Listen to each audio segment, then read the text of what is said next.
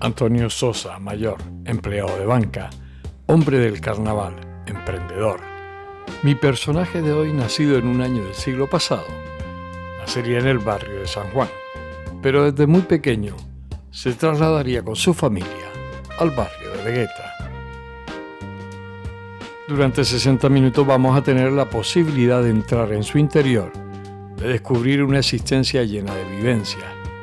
Su capacidad creativa le ha conducido a lo largo de su vida a estar en primera línea en todas las iniciativas que ha participado, ocupando posiciones de liderazgo que se contraponen a su manera de pensar y actuar con una humildad y sencillez exquisita. Su adhesión a las grandes causas de su tierra le ha permitido desarrollar y exteriorizar su interior, que se ha beneficiado a la propia sociedad con la que siempre ha sabido confraternizar desde sus inicios de vida.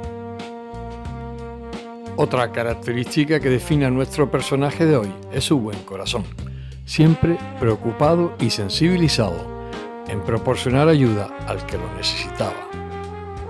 A partir de ahora, querido telespectador, vamos a tener la ocasión de acompañarlo en ese paseo guiado por su interior y desde ya le garantizo que no habrá tiempo para el aburrimiento. Así que vamos a escuchar a Antonio.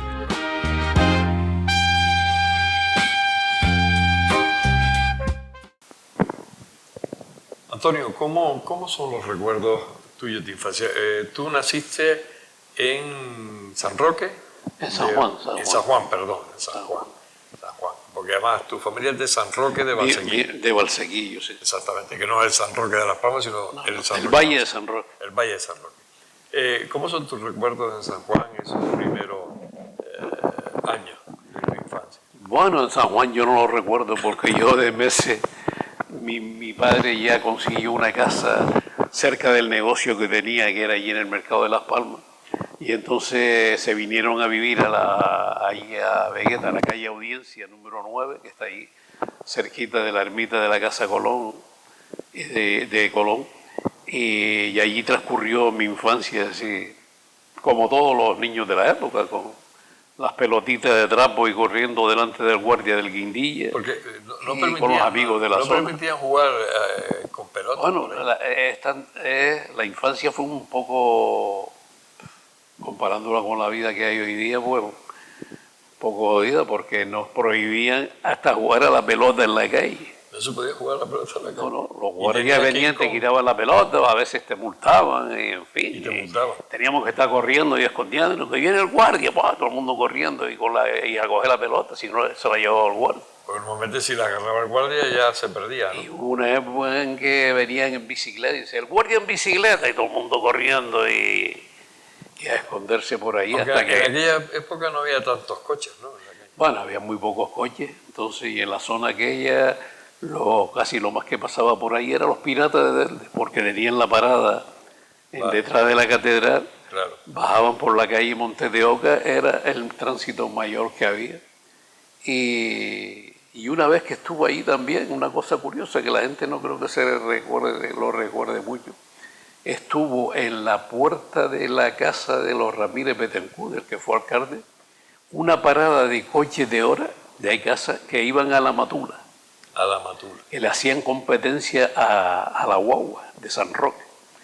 Y estuvieron ahí, pero después pues, tuvieron un problema ahí, algo de cuestión de transporte con los organismos oficiales y tal, y desapareció. Estuvieron como un año saliendo las guaguas a la Matula, pero eran de Icaza desde la zona de allí de la... Los coches de hora. Los coches de hora.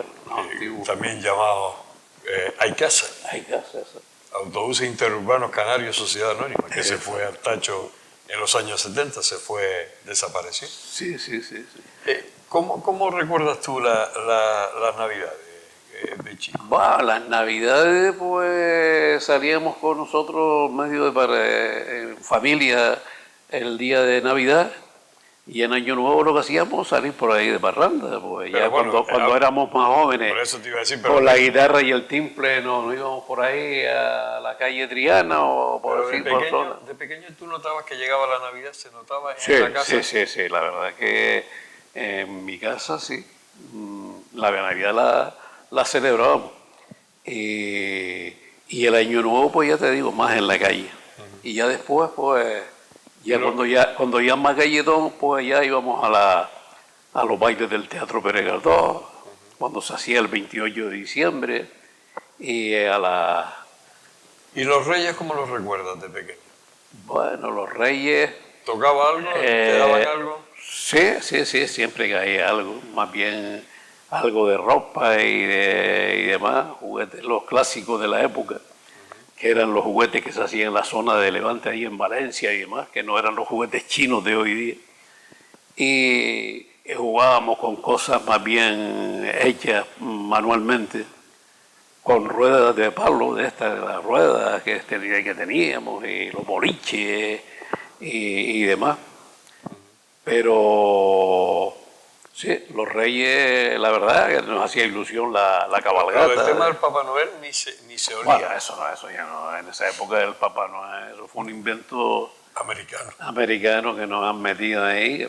Está bien, es un marketing que tienen las empresas para vender. Pero no había tampoco árboles de Navidad, ¿o sí se usaban ya? Sí, pero árboles naturales, más bien. De Tamadaba, que sí, los se traían los cortados y se vendían allí en el mercado de Las Palmas, se vendían los árboles, se compraban y se le ponían su guirnalda y demás, y hacía cada uno su árbol. Lo que sí había antes más era la iglesia influía más, ya había muchos nacimientos en las viviendas. En mi casa llegamos a hacer algunos y yo recuerdo un amigo ahí, Pepe Medina, que hizo una vez en la casa uno, con el agua cayendo y demás, íbamos todos a visitarlo y demás. El colegio, ¿cómo es tu entrada en tu primer colegio? Bueno, el primer colegio mío era, en esa época, los colegios nacionales había muy pocos. Entonces yo estuve yendo a una escuela que había en la calle La Pelota, que era de Doña Teresa, una profesora que era una media cascarrabia, pero era muy buena persona. Y siempre con la palmeta en la mano y dando el palmetazo sobre la mesa y tal. Y allí fue donde yo estuve primero.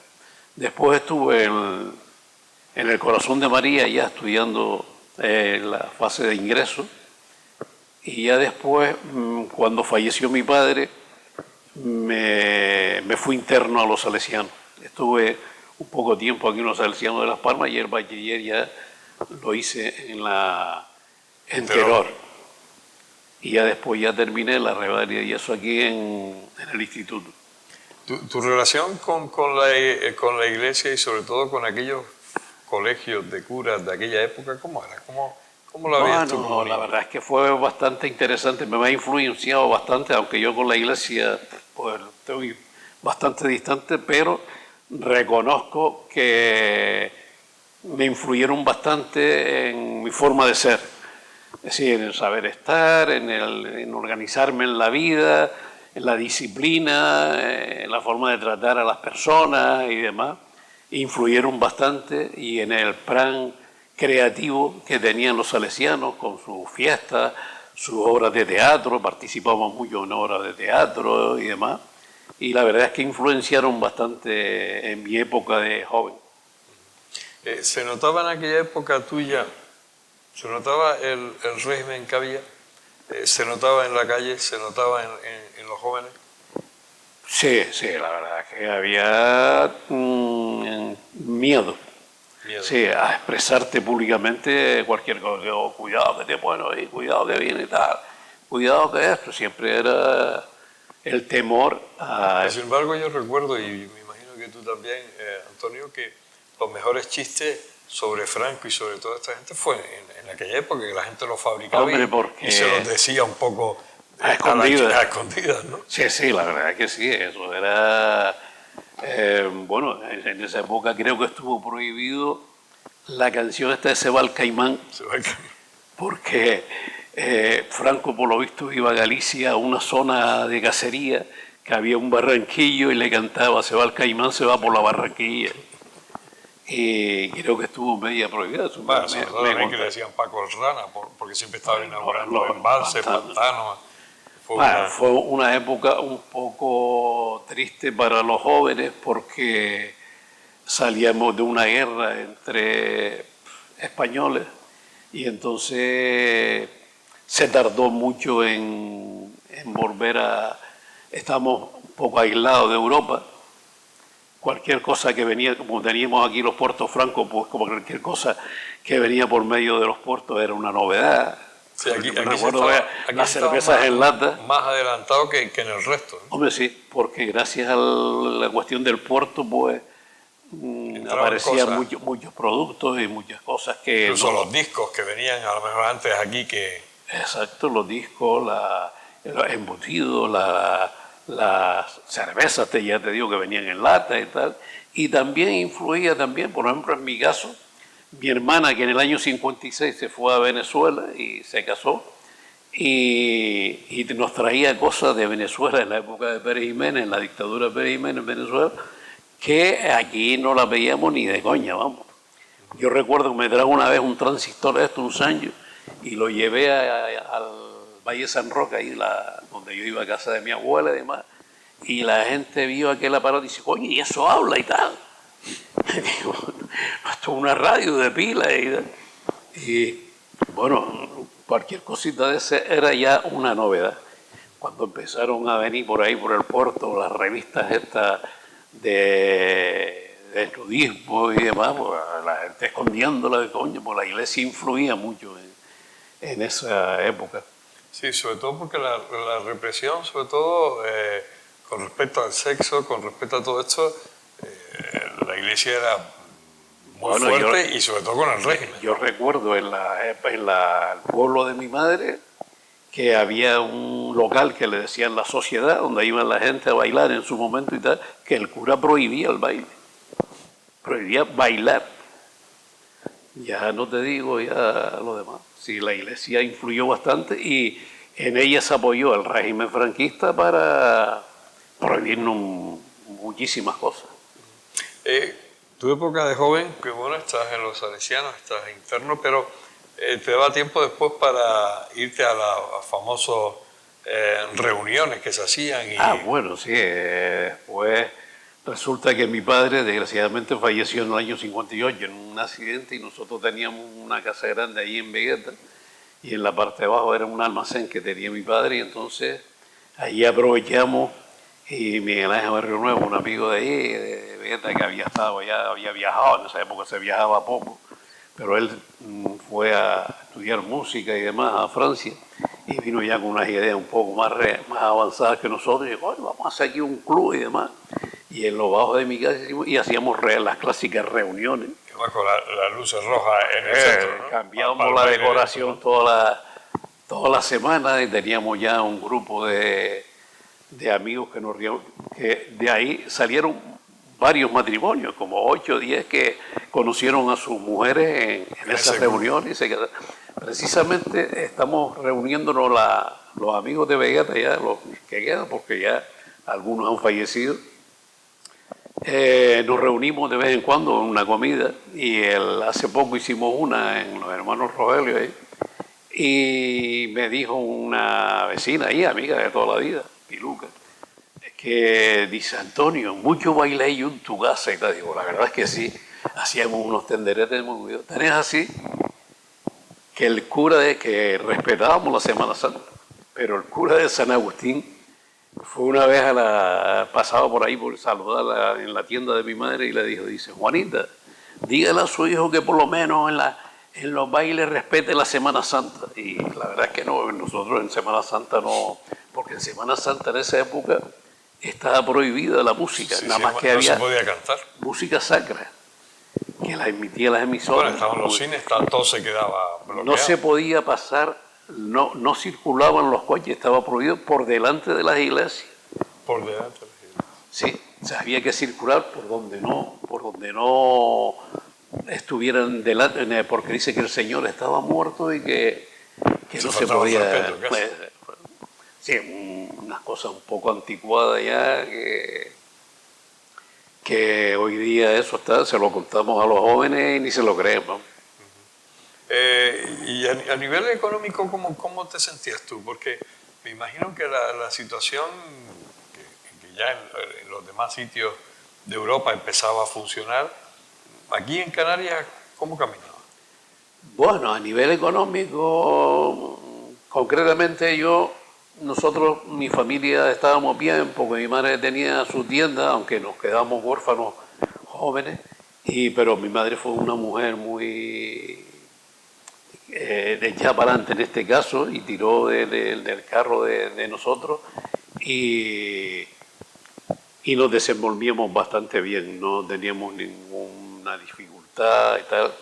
Tan es así que ayudaba a mucha gente, había necesidades en esa época de comida y demás. Había necesidad. Y mucha gente venía a mi casa y nosotros, mi madre de la frutería traía cosas y demás y le dábamos a algunas personas que lo necesitaban. Pero bueno, funcionó bastante para lo que había, bien.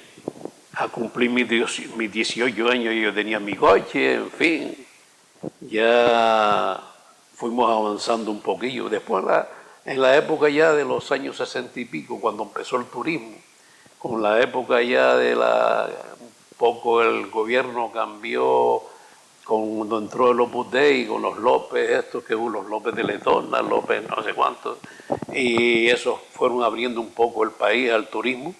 Pues aquí ya se vivió bastante mejor, ya en las canteras había otra vida, otra economía, después se fue la expansión en el sur y la verdad que vivimos, yo por ejemplo viví bastante bien, no, hombre, políticamente estábamos con la boca tapada, existía todavía el parte de Radio Nacional. Y era lo único informativo que había, porque los informativos estaban prohibidos.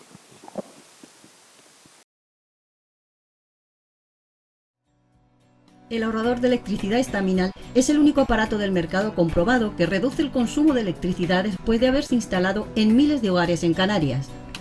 No deje que su factura de electricidad afecte a su economía familiar. Estaminal es autoinstalable y no consume electricidad.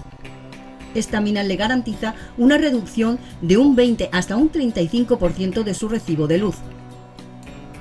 Diga basta al excesivo consumo de electricidad y llámenos ya al 928-481-249. Recuerde, puede ahorrar hasta un 35% de su factura de electricidad. Estaminal, la seguridad del ahorro.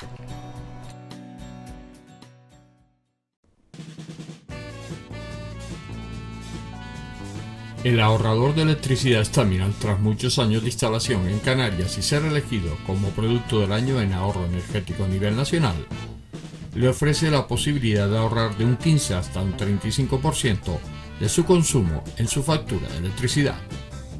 Sea cual sea su negocio local o industria, Estaminal tiene el ahorrador que se adapta a sus características. No se fíe de las imitaciones, Estaminal solo hay uno, con las homologaciones de la comunidad internacional. No deje que los gastos abusivos de electricidad afecten a la economía de su negocio. Pídanos presupuestos sin compromiso al 928-481-249. Ahorrador industrial de energía Estaminal, la solución a su excesivo consumo energético. Recuerde, ahorre de un 15 a un 35% de su factura de electricidad.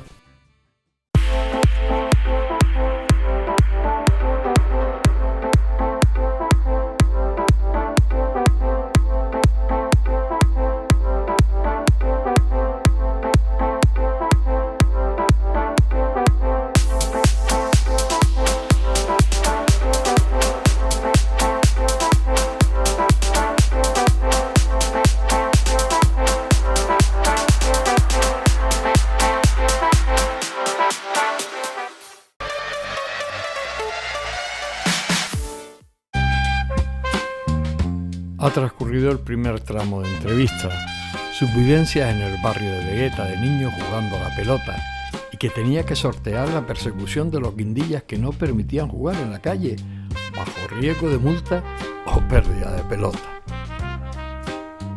Los recuerdos felices de las Navidades en el que, independientemente de la situación del país en aquel momento, que no era la más boyante, su familia le daba un cariño y arropaba, que en ningún momento Antonio sintió ningún vacío existencial.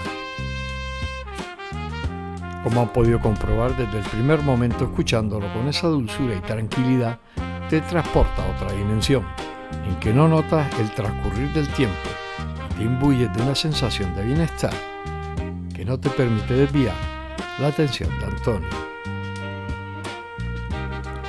Su vida ya desde el primer momento y por su forma de pensar se levantaba en contra de la Iglesia y sus prohibiciones que eran apoyadas por la dictadura franquista de aquel momento. Su juventud, marcada por la desaparición de su padre siendo él aún adolescente, le hizo tomar iniciativas y decisiones que le iban a proporcionar el modo de vida que él deseaba. Pero vamos a seguir escuchándolo. Nos queda tiempo.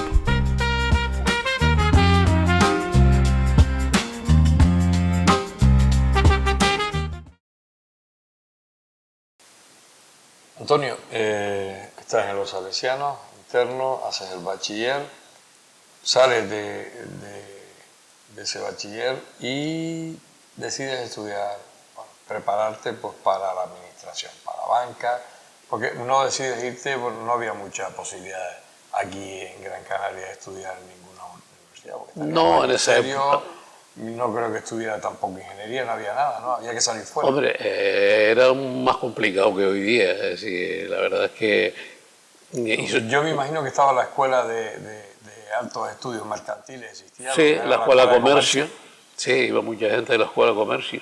Pero tú decidiste irte a... Yo quería empezar a ganar algo y entonces, aprovechando que mi madre conocía a un señor que venía a la tienda a comprar, que era director de un banco, le dijo que por qué no me preparaba y tal para el banco y demás. Y estuve haciendo unos cursos de mecanografía con una señora que Hensel era, que se daba en el Hotel Parque, en el edificio del Parque. Después estuve preparando con una academia que preparaban para banca, que era don José Galvez, en la zona del Parque Santa Catalina. Tuve la oportunidad de unos exámenes que había para entrar en un banco que vino nuevo aquí, que era el Banco Coca, y allí entré y ya después, en el año 80 lo absorbió Banesto y ya transcurrió hasta que me prejubilaron y esa fue mi etapa de laboral. Llega un momento que empiezas a trabajar en el banco, joven, ¿vale? Me imagino que te casas, que ya ves tú que tenías tu novia. Sí. Sí, ¿no? Sí, o sea sí. Que... Bueno, al año de entrar en el banco ya nos casamos y hemos tenido 2 hijos, un varón y una hembra, y nada, muy bien. Ya tengo 2 nietos y así transcurrió mi... En ese entretanto, Antonio, aparece, en los años 70 aparece el carnaval, aparecen muchas cosas. Porque tu forma de ver la vida no estarte quietito, sino estar siempre haciendo cosas, ¿no? Bueno, yo siempre he sido una persona inquieta, no siempre estoy dando la vuelta a la cabeza, siempre creando algo. Me gusta, no me gusta la monotonía de siempre lo mismo, además, sino siempre de hacer algo nuevo. Y yo, aunque después me casé y me fui a vivir a la zona de Milloneste Silva, siempre estuve vinculado al barrio Vegueta, venía todos los días, todas las tardes, después de trabajar, me venía por ahí, por la zona de Vegueta, en un punto de encuentro que teníamos, que era allí en la calle Mendizábal, la zona del Herreño y demás, donde nos veíamos. Y en el año 77 nos reuníamos siempre desde antes a tocar la guitarra, en fin, en cumpleaños, en esto, en fiestillas que organizamos. Y surgió la idea de uno de los que de uno de los que estaban por ahí, Antonio Monzón, que era amigo de otro compañero de allí de Vegeta, que amigo, Pepe Rivero, que habían estado juntos en el cuartel, y Antonio había estado de policía armada en Cádiz, y venía ya con el gusanillo del carnaval y demás, y entonces cuando empezó aquí el carnaval, dice, ¿por qué no hacemos una murga y tal? Y tanto estuvo tal, que al final fue él el que la inició, y creamos lo de la murga de los Guanches Picapiedra. Al principio era para pasar un rato, para divertirnos en el carnaval, pero aquello fue creciendo, y la verdad es que llegamos a ser bastante conocidos en Las Palmas. Bueno, para mí en Y fuera, ¿no? Sí, porque además hubo esas famosas piques entre Anifún Irfá y los Guanches Picapiedra, ¿no? Sí, como ellos tenían la gala anterior a la nuestra, a la semana siguiente nosotros nos daban la oportunidad de preparar algo y contestarle. Y aunque en un primer momento, en los primeros años del carnaval, Manolo García nos tenía prohibido meternos con Tenerife. Ah, sí. Sí, hasta el año 82, no 81, pero en el año 81 resulta que nosotros preparamos una canción que era con la música del tartanero, que era copiones nosotros, porque ellos decían que nosotros le estamos imitando su carnaval y demás. Y le contestamos, y Manolo García, hicimos la presentación, que fue la primera presentación de murga que se hizo en toda la historia del carnaval, tanto aquí como en Tenerife, en el Cine Avellaneda, y Manolo García la oyó y dice, bueno, esa sí me gusta y tal. Y fue la primera canción que ya nos metimos con los chicharreros y tuvo bastante aceptación. Y a partir de ahí ya hubo carta libre y ya no nos censuraron más y tal. Porque al principio de que se constituyó la murga de los Guanches Picapiedra, sí teníamos que llevar las letras a la censura, a la calle Gano, ahí a la sección femenina, ahí para que nos pusieran un sello aunque nosotros como ensayábamos cerca de la audiencia, que estaba ahí al lado de la iglesia de San Agustín, y teníamos un local cedido por el cura de San Agustín, las letras se pasaban por allí los jueces y fiscales y demás, y se ponían en la puerta a oírnos. Y les comentábamos que si aquello iba a ser algún delito, porque todo el mundo tenía algún temor siempre. Y dijeron, eso son coñas de carnaval, que eso no van a ningún lado. Y ahí pues seguimos siempre avanzando en el carnaval. Y terminé incluso metido involuntariamente, porque yo tenía mi trabajo en la organización. Sí, me llamaron para algunas cosas, primero para ser delegado en la zona de Vegeta. Después estuve metido en la fundación del carnaval en el año 87 en el Consejo Rector, porque las murgas no quisieron entrar y después nosotros no estábamos afiliados en una asociación, y entonces José Luis López Sarmiento nos comentó que si queríamos participar y nos metimos en eso y yo era el representante. Y después estuve también con otros organizadores, con Mamé Mauricio en el año 92 y demás, y estuve bastante involucrado, pero como esa no era mi profesión, ni yo me dedicaba a eso, yo no cobraba nada, ni mucho menos, pues ya el carnaval se profesionalizó y ya... Que no tiene nada que ver el carnaval de ustedes. No, totalmente distinto.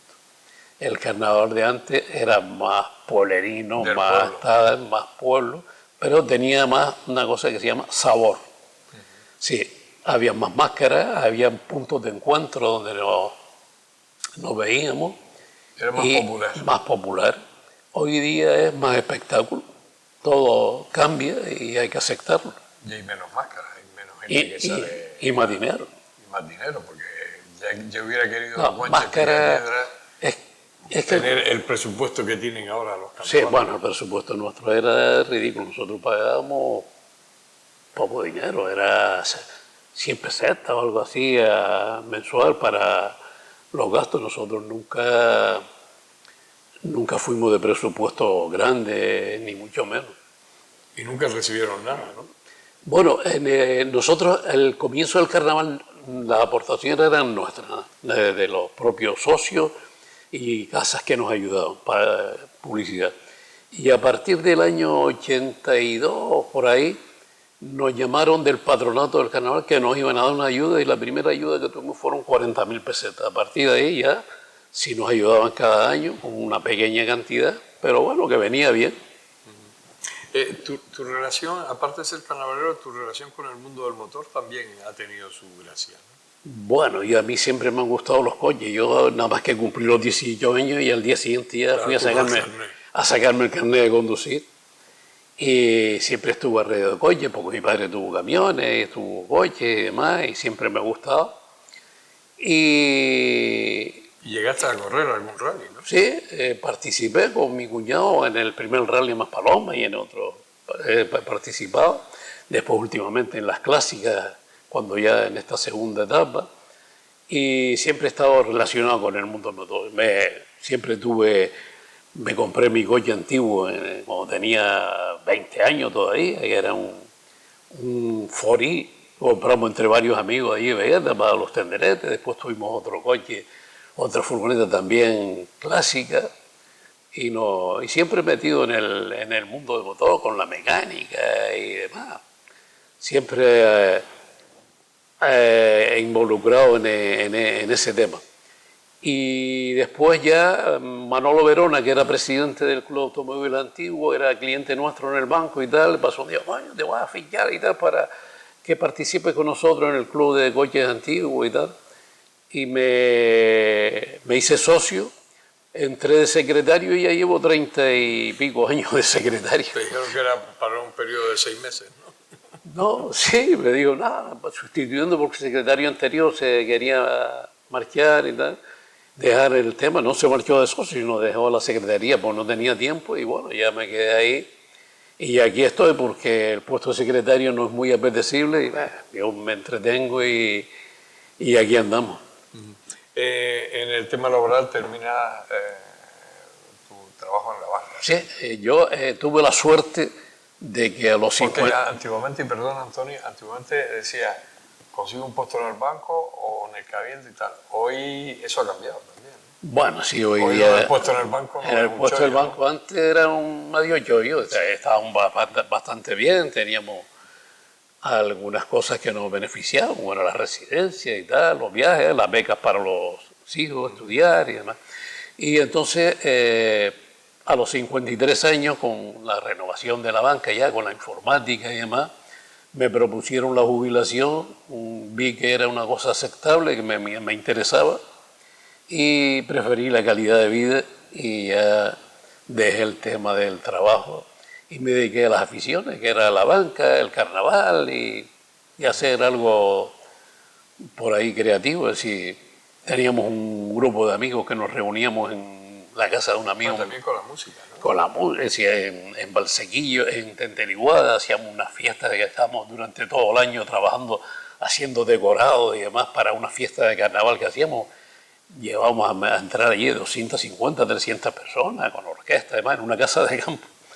Cosas que ni te las imaginaba, pero bueno, iban saliendo y nos entretenían. Y la verdad es que mi vida ha transcurrido pues bastante alegre, bastante creativa y normal, como cualquier ciudadano hispano, pero la verdad es que me ha gustado cómo he vivido. Además, sobre todo me imagino que siempre creando, siempre buscando algo nuevo. Bueno, te puedo decir que anoche mismo me dieron las 4 de la madrugada y no cogía el sueño porque estaba pensando en crear una actividad para aquí, para el Club de Coches Antiguos, con la que nosotros las estábamos haciendo hasta hace un tiempo y quiero volverla a relanzar, que era una invitación que le hacíamos a los niños de Pequeño Valiente, los llevábamos de excursión con los coches y demás, y estoy dándole vueltas a volverlo a retomar y hacer una cosa distinta de lo que hacíamos. Y estuve toda la noche dándole vueltas de la cabeza. Y con el carnaval me pasaba igual, cuando me metía a hacer alguna letra de alguna canción o alguna cosa y tal, por la noche cuando más me inspiraba. Porque alguna letra se debe a ti, de Rocuanche. Bueno, algunas hice. y lo que pasa es que nunca llegué a ser protagonista, ¿verdad? Se la daba a algunos amigos para que la terminaran, que estaban más expertos que yo, pero bueno, las iniciativas y de la letra y el tema de que íbamos a tratar y demás, sí se lo daba yo en muchas ocasiones, y de los trajes también, porque el primer traje de los Picapiedra, te voy a contar, era salir vestido de Picapiedra, con un cuero, eso. Incluso fuimos a la tienda de cueros que había en la calle La Pelota para ver cuánto valían los cueros. Yo, cuando me dieron aquello de cuero, me rebelé un poco. Digo, coño, de cuero no me voy a salir porque voy a coger un enfriamiento ahí por la noche y me llena la calle del trabajo. Eso vestido de Pedro Picapiedra, como que no. Y entonces vi en la televisión, había un programa que era La Danza, que salía a última hora, cuando terminaba la sección de televisión. Y salieron vestidos con un traje, era en blanco y negro todavía, con un traje, con un smoking, con unas notas musicales, una nariz de payaso y un bombín y tal, y unas notas musicales en la chaqueta, que la verdad que me gustó, me impactó y tal. Se lo comenté a un compañero de allí, Antonio Sánchez, que era sastre. En principio me dijo que lo había visto, pero que no lo recordaba. Yo le recordé el tema, y el primer traje de los Guanches Picapiedra nació de esa idea, gustó muchísimo. Era el primer traje que nos hacíamos las Murgas de Las Palmas, con un sastre confeccionado bien hecho, porque las murgas normalmente antes se vestían con ropa de fútbol y cosas de estas, y trajes hechos por los propios murgueros. Nosotros en ese traje ya lo hicimos ya confeccionado por un sastre que era Antonio Sánchez. Fue un impacto, la gente decía que hicieron una murga de Tenerife y tal, incluso tuvimos que hacer una pancarta para poner el nombre de los Guanches Picapiedra de Las Palmas, porque la gente no confundía con murga de Tenerife, que estaba un poco más avanzado que nosotros en la cuestión de carnaval.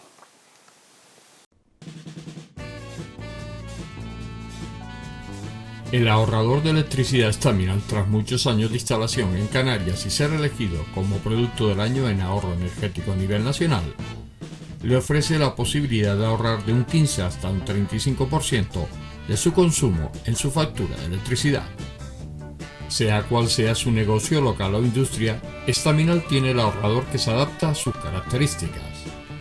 No se fíe de las imitaciones, Staminal solo hay uno, con las homologaciones de la comunidad internacional. No deje que los gastos abusivos de electricidad afecten a la economía de su negocio. Pídanos presupuestos sin compromiso al 928-481-249.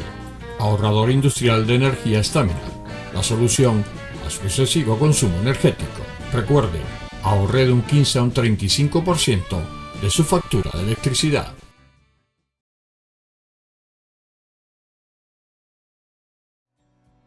El ahorrador de electricidad Staminal es el único aparato del mercado comprobado que reduce el consumo de electricidad después de haberse instalado en miles de hogares en Canarias. No deje que su factura de electricidad afecte a su economía familiar.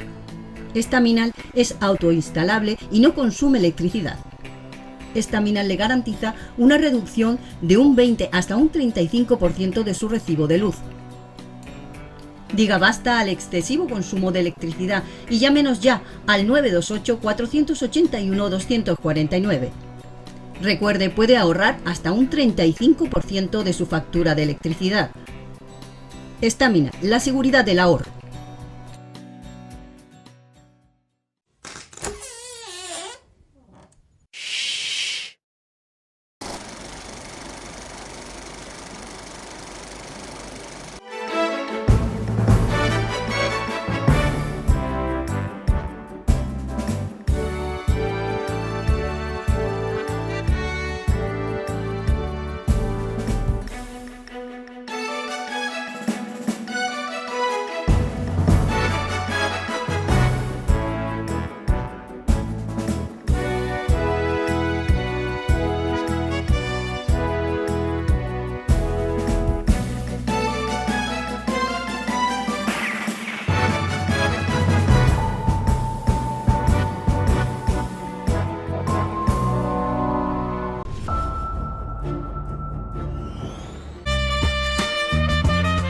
sus estudios administrativos que le permitieron ganar unas oposiciones y hacerse empleado de banca, donde se quedaría hasta la finalización de su vida laboral.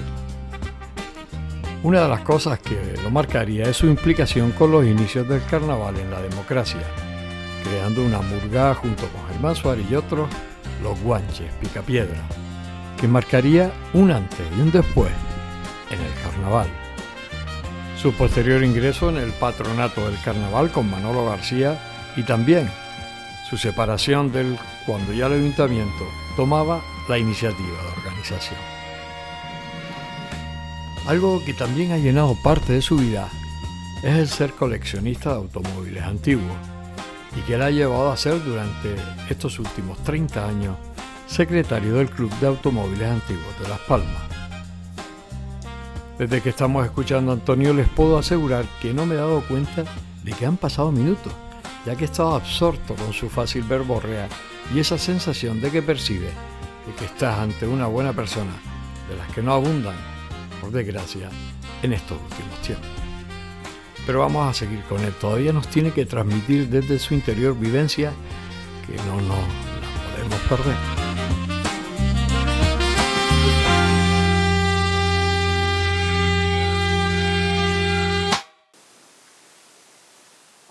Antonio, estamos en la actualidad. ¿Cómo te sientes? Bien, yo ahora mismo, bien, con la jaque de la edad, pero perfectamente, con ganas de seguir haciendo cosas y siempre en la mente trabajando en hacer algo nuevo. Sí, porque ese interior tuyo sigue siendo joven. Sí, totalmente. Tú a veces dices, bueno, no me compagina la edad física con mi edad psíquica, ¿no? Sí, la verdad es que yo siempre creo que soy joven y intento hacer algo para estar entretenido. Yo me levanto todos los días a las 7 menos cuarto, 6 y media, ya me levanto, me voy a mi baño y tal, me aseo y tal. Y a las 8 y media, 8, ya estoy en la calle ya y tratando de hacer algo. Siempre me organizo con antelación y siempre me programo, incluso hasta con semana. Y siempre tengo algo que hacer, no para entretener, nada de nada para ganar dinero ni mucho menos, sino para estar entretenido, tener la mente ocupada. Leo, veo la televisión, veo algún programa informativo y demás, pero una película, sí, sobre todo las de blanco y negro me gustan mucho, las de mi época. Pero siempre tengo la mente ocupada, si no, no me da tiempo de tener malos pensamientos. ¿Te ha quedado alguna espinita clavada de algo que quisiste hacer y no pudiste? Bueno, a mí en realidad si hubiera sido hoy día me hubiera gustado estudiar Derecho. ¿Te quedó? Sí, pero bueno, eso ya pasó, ya no... ¿Y te arrepientes de algo que hayas hecho que hoy no hubieras hecho? No, la verdad es que lo que he hecho es lo que me ha gustado. Siempre no he tenido trabas, he luchado por lo que me gusta y entonces no he tenido dificultad y las que he tenido las he salvado, las he procurado quitar de en medio los obstáculos que tenía y siempre me he salido con la mía porque yo me considero una persona muy constante. Si yo cuando me propongo una cosa, soy un pesado y tal. Cuando vinieron las primeras guitarras eléctricas aquí en Las Palmas, que las vendía ahí José Avellaneda de Estradivario, Emilio López, y yo nos empeñamos en comprar, hasta que no volví loco a mi madre para que no me comprara una guitarra eléctrica, que después ya lo fuimos dejando y tal, pero bueno. ¿Algún concierto diste? Con el coche fue igual. A mi madre, mi madre no quería y tal, porque ya el coche que era de mi padre ya se vendió. Y después cuando yo cumplí los 18 años, ya al mes siguiente ya volví loca, mi madre me lo compró.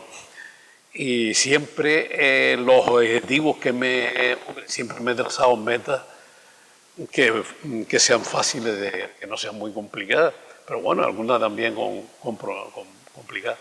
Y siempre las he logrado. Tenía un amigo, Antonio Betancor, que estuvo conmigo en la Fundación del Carnaval, que fue el presidente, que dice, tú trázate siempre el 100% de los objetivos, que si llegamos al 75 o 80, estamos satisfechos. Estamos más que satisfechos. Y eso es lo que me ha pasado a mí. Yo me he trazado metas y digo, bueno, esto a lo mejor es difícil de conseguir, pero bueno, lo voy a intentar.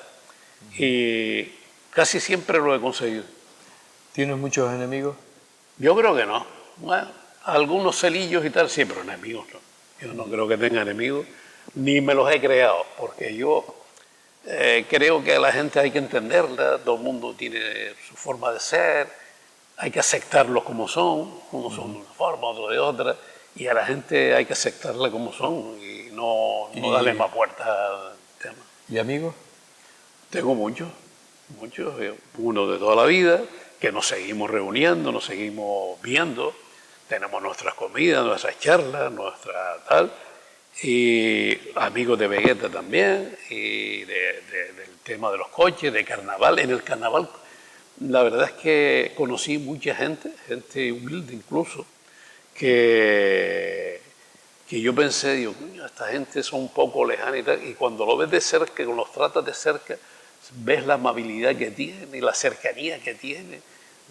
Son muy buena gente, gente sincera. Y los celos y tal, es lógico, eso es normal. A veces tú dices, bueno, pues yo tengo este traje de carnaval me gusta más a ti que el otro.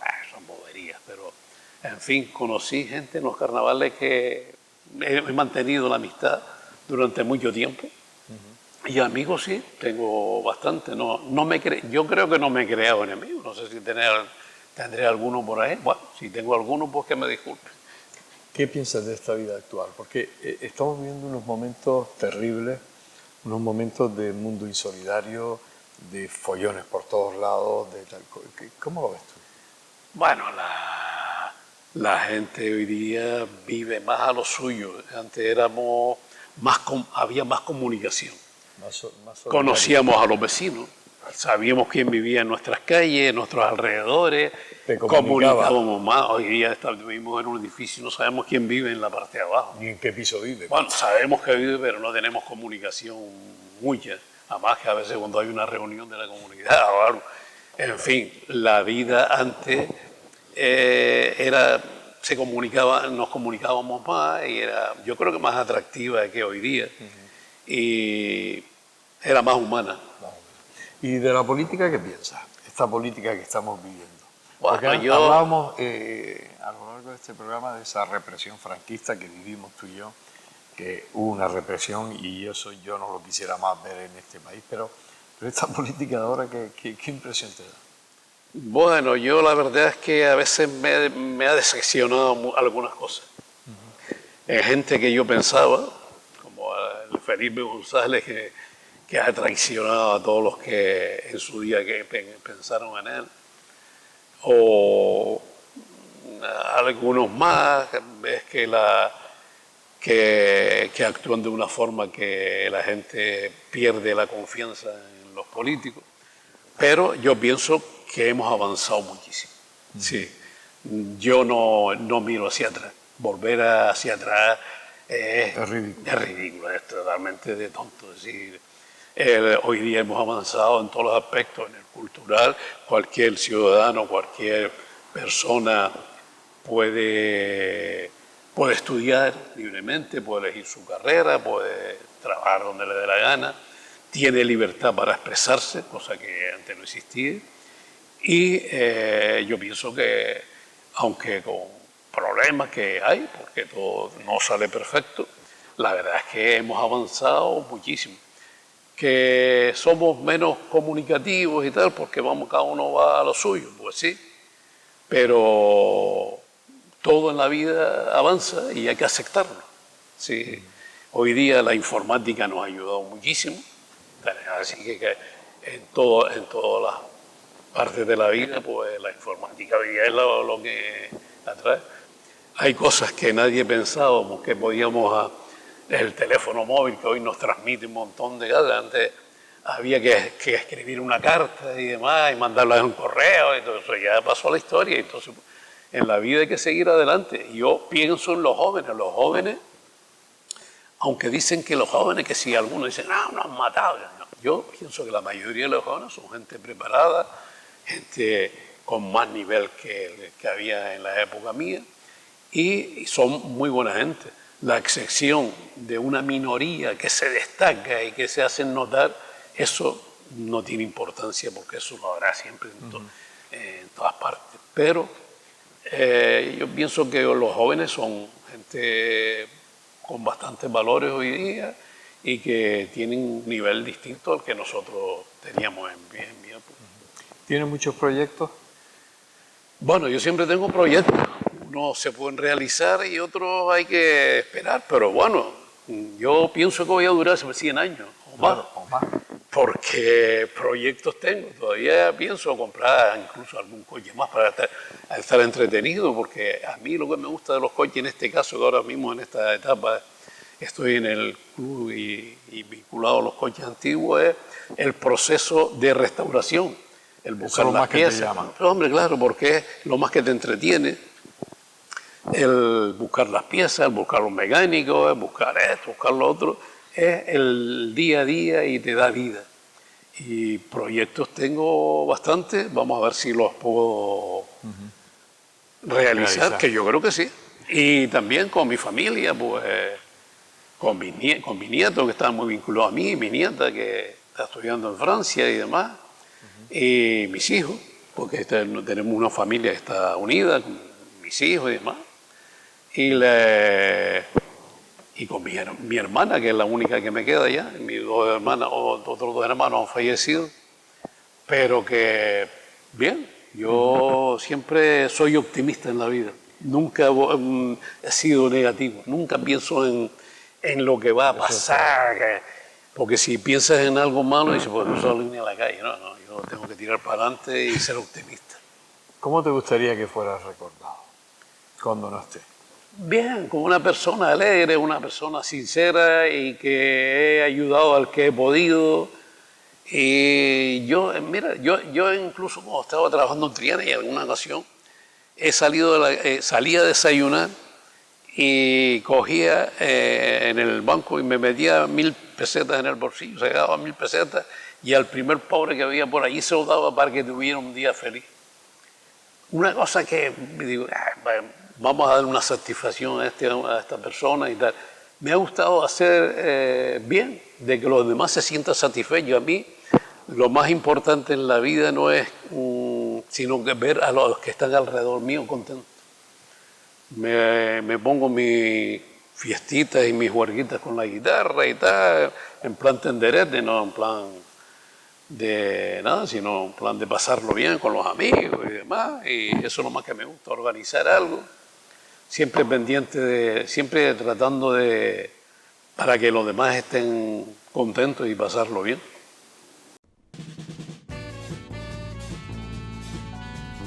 El ahorrador de electricidad Staminal, tras muchos años de instalación en Canarias y ser elegido como producto del año en ahorro energético a nivel nacional, le ofrece la posibilidad de ahorrar de un 15 hasta un 35% de su consumo en su factura de electricidad. Sea cual sea su negocio local o industria, Staminal tiene el ahorrador que se adapta a sus características. No se fíe de las imitaciones, Staminal solo hay uno, con las homologaciones de la comunidad internacional. No deje que los gastos abusivos de electricidad afecten a la economía de su negocio. Pídanos presupuestos sin compromiso al 928-481-249. Ahorrador industrial de energía Staminal, la solución a su excesivo consumo energético. Recuerde, ahorre de un 15 a un 35% de su factura de electricidad.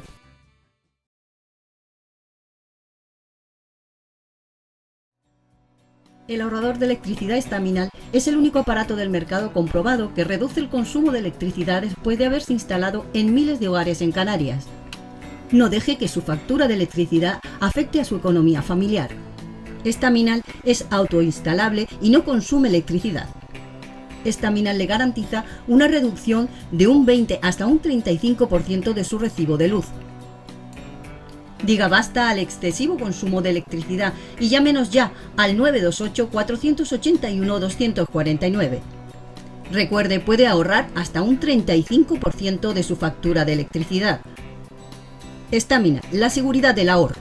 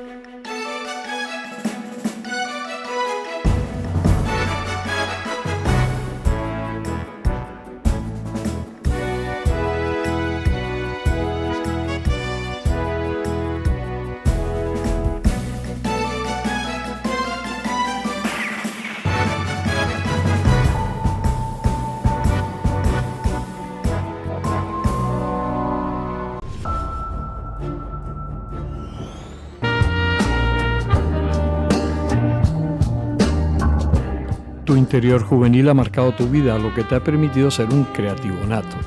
Y a pesar de que se te ha quedado clavada una pequeña espina, porque te hubiera gustado realizar estudios de Derecho, estás en la actualidad conforme y satisfecho con la vida que has tenido llena de amigos y de vivencias inolvidables.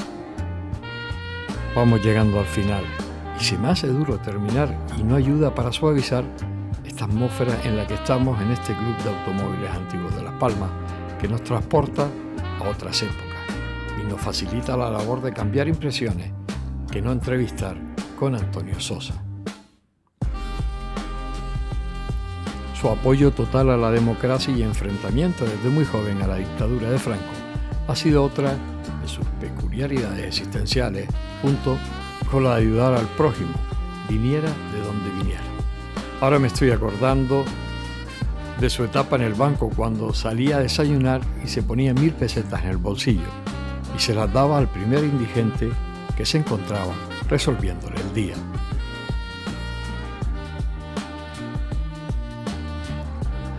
Me ha impresionado, y debo reconocerlo, la respuesta de cómo te gustaría que fuera recordado.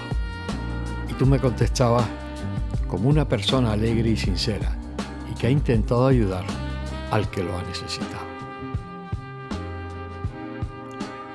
Antonio Sosa, mayor, empleado de banca, burguero, hombre del carnaval, coleccionista de automóviles antiguos. Gracias. Gracias por permitirnos entrar en tu interior, por hacernos partícipes de esa cantidad de vivencia que nos ha hecho pasar estos momentos difíciles de olvidar. Llega el momento de la despedida. Les aseguro, queridos amigos, que si por mí fuera, seguiría muchas horas escuchando. Antonio, querido amigo, no cambie. Volveremos pronto a vernos. Un